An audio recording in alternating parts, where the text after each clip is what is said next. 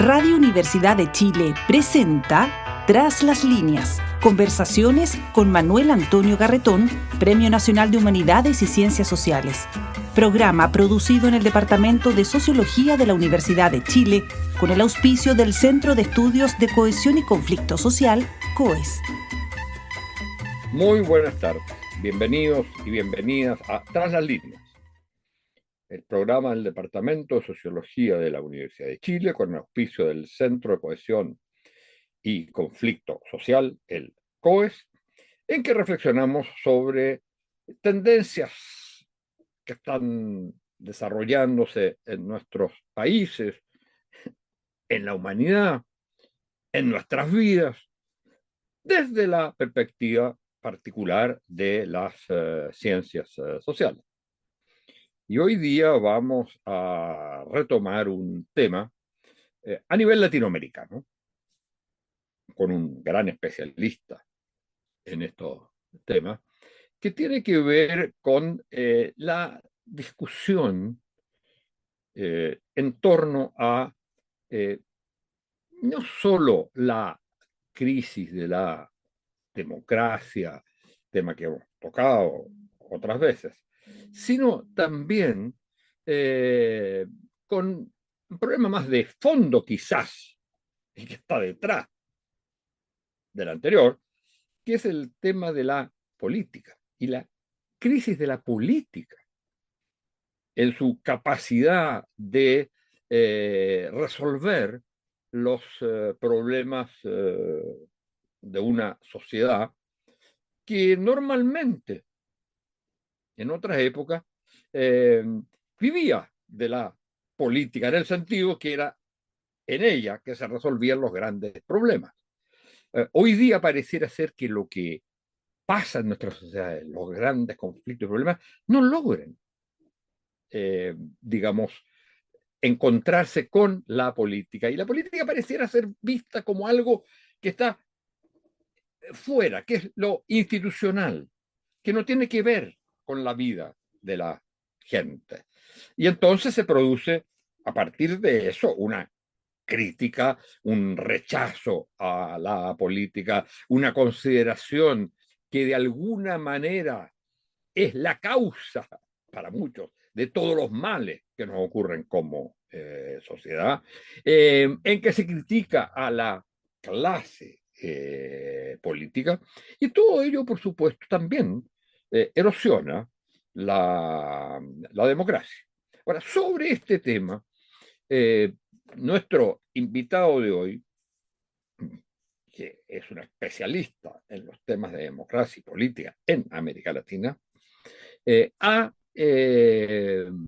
desarrollado en un último artículo un tema esperanzador, que es el tema de la reconciliación con la política, que pareciera haber ciertos hechos, que no sabemos si son tendencias o no, que hablarían de una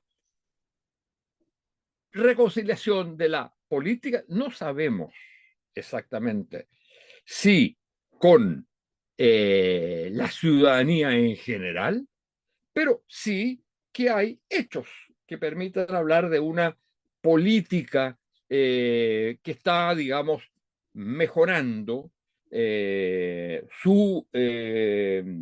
cumplimiento de su misión, que es el resolver en torno a las relaciones de poder los grandes problemas que afectan a una sociedad como conjunto. Y eso, en algunos casos, la mayoría, a través de un sistema particular que es el sistema de la democracia. Bueno, vamos a conversar entonces hoy día con Manuel Alcántara. Manuel Alcántara es un latinoamericanista, un politólogo, doctorado en la Universidad de Salamanca, y que fue profesor de la Universidad de Salamanca durante 30 años, profesor titular, que actualmente reside en Panamá, donde dirige un centro de estudios politológicos con un grupo de investigadores que intenta no solo conversar, investigar sobre la política, sino también sobre ello a nivel más global, no solo de un país. Es autor de innumerables libros sobre partidos políticos, sobre temas generales de la política latinoamericana. Fue el fundador de la Asociación Latinoamericana de Ciencia Política, la CIP, lo que es un gran aporte. Y siendo español, vive y reflexiona sobre la política latinoamericana y tiene autoridad sobre ella como cualquier gran politólogo latinoamericano. Es un especialista en estos temas y entonces le damos la bienvenida. Muchas gracias por estar con nosotros, Manuel. Y partamos por este título que le das tú a la idea de la reconciliación de la política. Pero antes de decir por qué tú piensas que hay signos positivos, ¿cuál sería la crisis de la política, sobre la cual tú escribiste mucho hace algún tiempo? ¿Cuál sería la crisis de la política que obliga a, si queremos sobrevivir, a reconciliarnos con ella? Bueno, lo primero, muchísimas gracias, Manuel Antonio, por la invitación a Tras las Líneas. Es un placer conversar contigo. Bueno, lo primero, he venido escribiendo, por lo menos en los últimos 5 años, en torno a una idea que es la de la democracia fatigada. La democracia fatigada en sociedades cansadas. El argumento creo que era bastante sencillo, y nos lo aportaban distintos estudios, desde estudios de opinión pública, estudios vinculados a proyectos como el de Variedades de la Democracia o al propio proyecto del Latinobarómetro, del Barómetro de las Américas, que nos indicaban que algo estaba pasando en la democracia, primero en el porque los indicadores señalaban que había pérdida de confianza, había también minusvaloración de las instituciones democráticas y también una crisis obvia en la representación, sobre todo en el mundo de los partidos políticos. Pero frente a ello se daba también la idea de que la gente seguía participando en procesos electorales, se cambiaban los gobiernos, ganaba la oposición. Entonces había un tipo de democracia fundamental en distintos aspectos. Pero ya digo, se daba esa especie de situación contradictoria. Y además de eso, pues había una sociedad. Tenemos una sociedad que ha cambiado muchísimo en la última década y que a veces no somos conscientes de ello porque hemos interiorizado los cambios de manera muy rápida. Por ejemplo, esto que estamos haciendo ahora mismo, que teníamos la tecnología para hacerlo, evidentemente se dispara con la pandemia y entramos en un mundo de virtualidad, entramos en un número en un mundo de noticias falsas, de utilización de la inteligencia artificial para hacer campañas electorales, etcétera. Entonces esto, algún autor venía hablando de cansancio, ¿no?, de la democracia, ¿no? Entonces, uniendo ambas ideas, es lo que vine trabajando, ya repito, en los últimos 5 años. Luego podemos volver, si quieres, sobre ello. Pero el objetivo de este artículo que escribí, como tú has dicho, bajo el término de la reconciliación con la política, es romper una lanza en favor de que, bueno, la política, dentro de la complejidad que supone la propia política en un mundo, a su vez, hiper complejo, tenía cosas que eran positivas y que, sin embargo, no se dan cabida prácticamente nunca en la prensa, no se recoge en las comunicaciones, en redes sociales y demás. Y entonces lo que quise es validar esto, ¿no? Y decir, bueno, ¿por qué no reconciliarnos con la política? Porque hay cosas que son muy positivas, ¿no?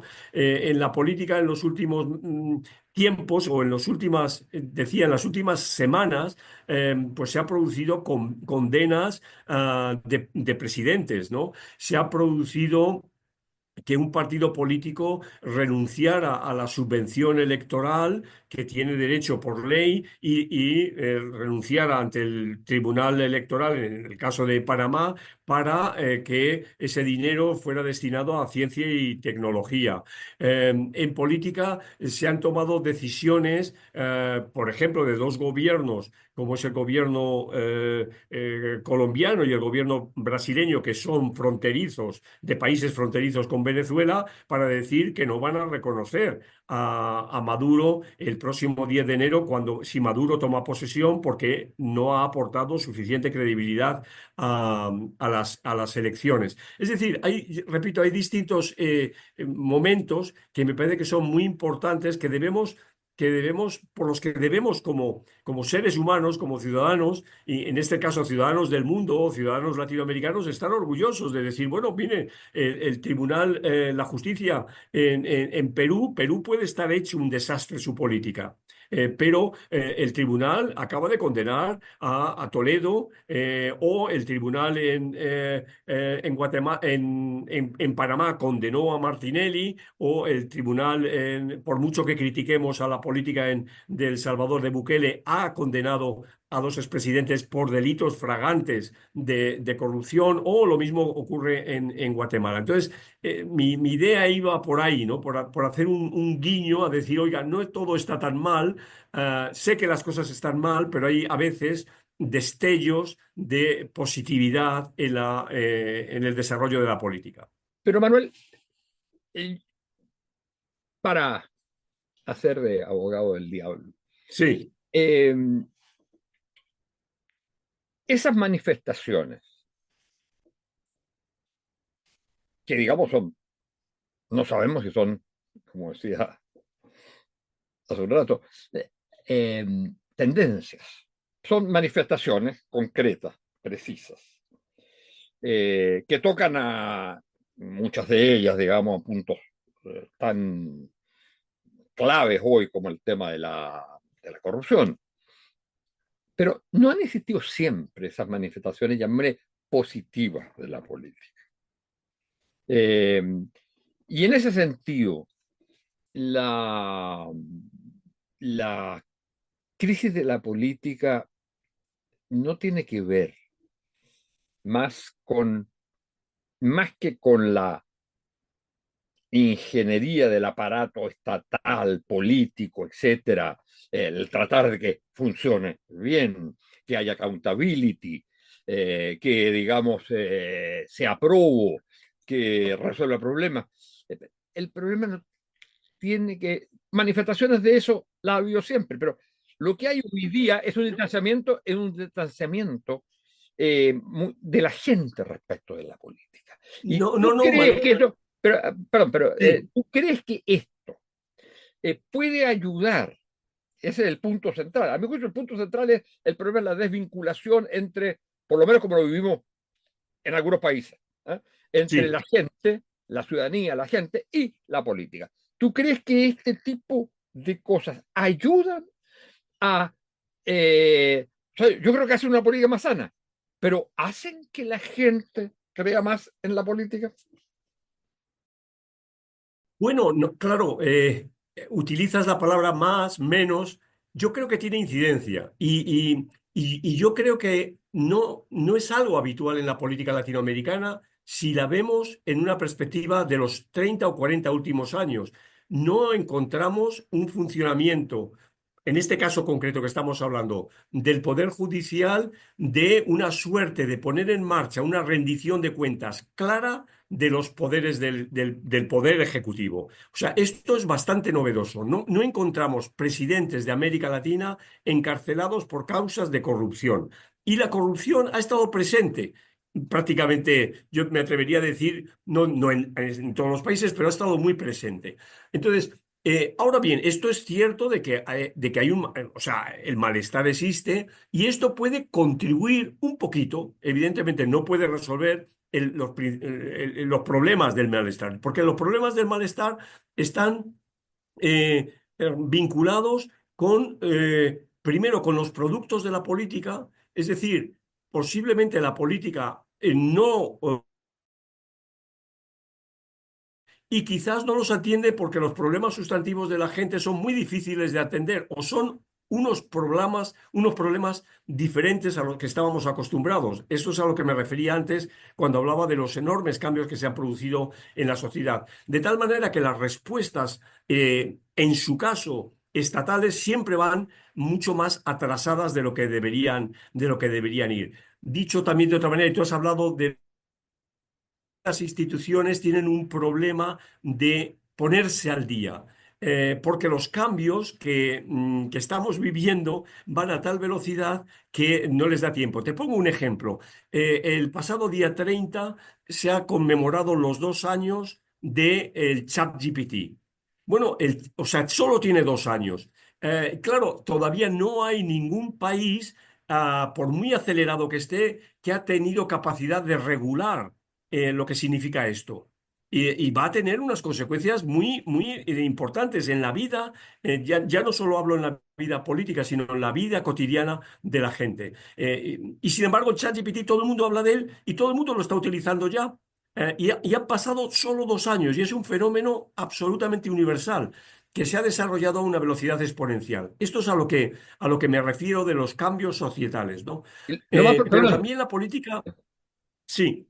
no te decía, lo más probable es que además mañana aparezca eh, el chat siguiente y va a ver que... Claro, claro. Entonces es lo mismo cuando hablamos de la desinformación. La desinformación, los bulos, las mentiras en política siempre han estado presentes, pero el problema de ahora es que están presentes a una velocidad inaudita y sobre todo llegan a todo el mundo.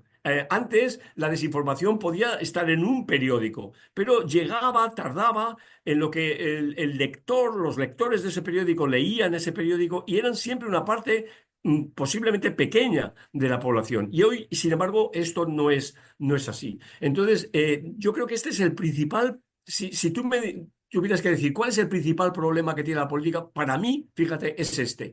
Nos estamos gobernando por instituciones diseñadas originalmente en el siglo XIX, incluso algunas en el siglo XVIII, pero originalmente en el siglo XIX, cuando hablamos de separación de poderes, cuando hablamos del poder legislativo, o incluso instituciones del siglo XX cuando hablamos de sistemas electorales, ¿no? Son todos sistemas electorales, de una manera o de otra desarrollados, la mayoría de ellos en la segunda mitad del siglo XX. Y cuando ahora nos enfrentamos a una manera de participar, a una manera de informarse la gente que es absolutamente instantánea y sin embargo, ya digo, seguimos manteniendo el proceso electoral de hace 50 años. Yo me maravillo cuando yo voy a votar en España y yo voto absolutamente de la misma manera y con el mismo sistema electoral que el año 1977. Dices, esto no puede ser. Algo estamos haciendo mal y en el ámbito de la política no estamos en consonancia con las posibilidades que cada ciudadano tiene en su vida cotidiana a la hora del consumo, a la hora de la información, a la hora del entretenimiento, etcétera. Pero Manuel, es que ahí tocas un punto fundamental. Yo creo que ese es el quid del asunto. Estamos en un tipo de sociedad distinto, Sí, para el cual las instituciones todavía existen, remanentes de la sociedad industrial clásica de Estado Nacional, sí, ¿cierto? Pero sí.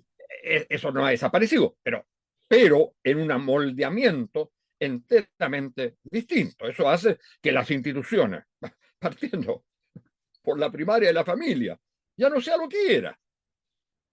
La educación tampoco va a ser. O sea, y entonces mi pregunta es, sí, porque es evidente este como retraso de las instituciones políticas, etcétera, de los sistemas electorales para resolver, para que sean la expresión de la voluntad de la gente de esta sociedad. Ahora, ¿qué cosas se te ocurren que son posibles de cambiar? Por ejemplo, el sistema electoral, ¿se puede cambiar? Eso no hace desaparecer la esencia de lo que es la democracia tal como la conocemos, es posible pensar en otra. Por Eh, supuesto, por supuesto, y hoy tenemos mecanismos a través de la tecnología digital, de un tipo de participación absolutamente diferente, mucho más eficiente y también segura, porque claro, el miedo que la gente le da es que dicen, no, pero es que pueden manipular tu voto, tu decisión, lo que tú digas. Bueno, ya hay soluciones de encriptación y demás que lo hacen muy difícil, pero evidentemente que deberíamos ir encaminados a otro tipo de sistema electoral que tomara ventaja de lo que supone el Big Data, de lo que supone también el propio diseño de programas de inteligencia artificial aplicados a lo que los individuos queremos con respecto a un conjunto de temas muy, muy pero diversos. ¿cómo podría Pero ser el además sistema quiero electoral? señalarte otra ¿Cómo cosa lo que ves? creo que también... eh, ¿Cómo lo ves no, el el sistema sistema electoral? electoral lo veo como un sistema de permanente consulta, de permanente consulta de las preferencias de los ciudadanos a través de aplicaciones que permitan la valoración de políticas públicas, de sugerencias de políticas públicas y demás, ¿no? Te acuerdas tú que hace más de 50 años, creo, el libro de Toffler, Sí, que claro, decía que uno iba a llegar a su casa a apretar botones para tomar claro, decisiones? Ahora, tú te acuerdas que exactamente. eso está bien, vas a tener respuesta a los individuos, pero eso es una política en la cual la idea de polis, la idea del intercambio, del debate político desaparece de alguna manera. Bueno, es que ese es otro tema. Es que estamos en una sociedad que sin darnos cuenta y hemos caminado hacia ello y eso ya nos avisaron desde Inglehart por supuesto a Bauman de hiperindividualismo y de licuación de la sociedad y de lo que venían siendo expresiones de tipo colectivo. Pero es que esa es una realidad en la que estamos en ella. Pero fíjate, también quiero apuntar en otra idea. Hoy estamos en un escenario en el que, grosso modo, tenemos los peores políticos. La gente menos preparada al frente de la política, ¿no? No quiero entrar en la cuestión de los reyes filósofos de Platón, no, no voy en esa dirección, sino objetivamente cuando uno empieza a ver la trayectoria de las personas que están al frente de distintos países en el ámbito de la política, nos encontramos con uno de los peores niveles, ¿no? Se está hablando de ese término que a mí me entusiasma, no sé si lo has escuchado, caquistocracia, ¿no? El gobierno de los peores, el gobierno de los peores. Y entonces yo creo que esto también ¿Y por qué es un caquistocracia? caquistocracia. Ya, y Caquistocracia. caquis significa malo.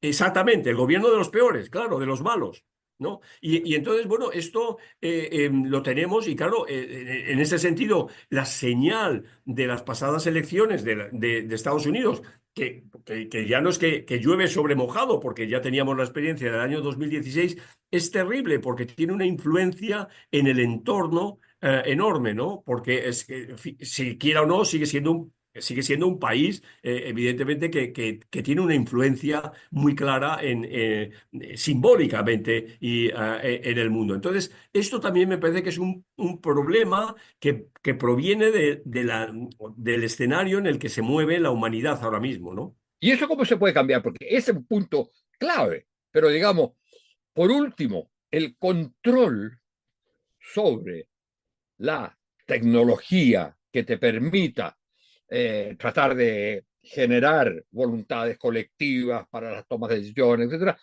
está ahí, puede ser, si sabemos Sí, manejarlo. Pero este sí, otro, sí. ¿cómo mejoras al Bueno, pero personal es que es ese. directivo?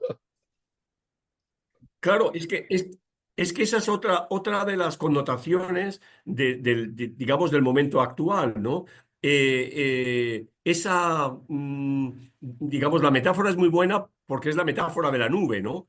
que finalmente tú tienes soberanía sobre el territorio, históricamente, clásicamente, ¿no? Tú posees el territorio y controlas el territorio, pero ¿quién controla la nube, no?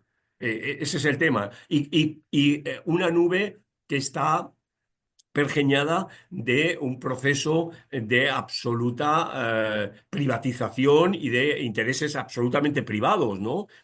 En gran medida casi monopólicos y de un nivel financiero insólito. Tú piensas cómo se ha cambiado la matriz del capitalismo mundial en apenas 15 años y cómo hoy las principales empresas de capitalización bursátil, en el momento en que la bolsa tiene el mayor crecimiento y nunca había alcanzado el índice que tiene ahora mismo, son empresas tecnológicas y que son empresas, evidentemente, del sector privado, sobre el que, además, como es la nube, no hay capacidad de soberanía, no hay capacidad de control. Ahí necesitaríamos una especie de gobierno mundial que, y esto ya sé que suena muy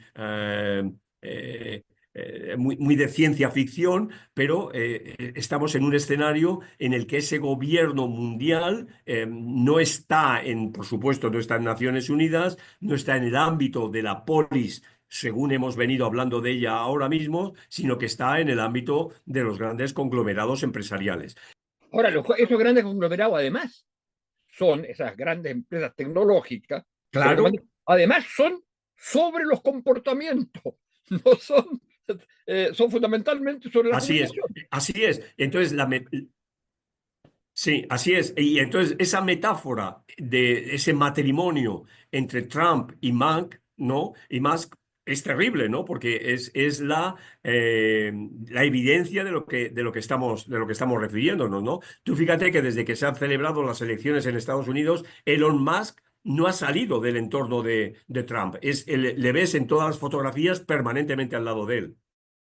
Y fíjate que si hubiera habido que inventar una figura para dar cuenta de esto, no habríamos tenido la imaginación de la realidad de juntar a Trump, que es, digamos, desde varias perspectivas, un loco capaz de manejar poder, con el máximo empresario de los descubrimientos e innovadores en esta materia de cómo controlar una sociedad. Bueno, pero desgraciadamente tenemos que terminar, nos ha agarrado el tiempo. Además, Manuel está viajando de Panamá, desplazándose a México, donde va a presentar su libro. Y bueno, le agradecemos mucho que haya tenido el tiempo de estar con nosotros y de poder conversar sobre estos temas. Muchas gracias, Manuel, por haber estado con nosotros, y muchas gracias a ustedes, señoras y señores auditoras y auditores. Y será hasta la próxima semana. Muy bien, pues muchísimas gracias, Manuel Antonio, y éxitos con este programa que me parece absolutamente fundamental. Un fuerte abrazo. Tú dejaste el que tenías, eso es una pena enorme. Tenías uno parecido. Sí, exactamente, sí, ciertamente. Bueno, muchas gracias. Gracias a ti, un abrazo. Igual, saludos a ustedes, señoras y señores, auditoras y auditores. Hasta la próxima semana.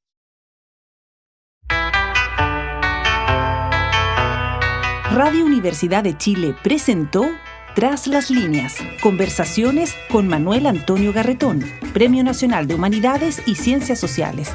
Programa producido en el Departamento de Sociología de la Universidad de Chile con el auspicio del Centro de Estudios de Cohesión y Conflicto Social, COES.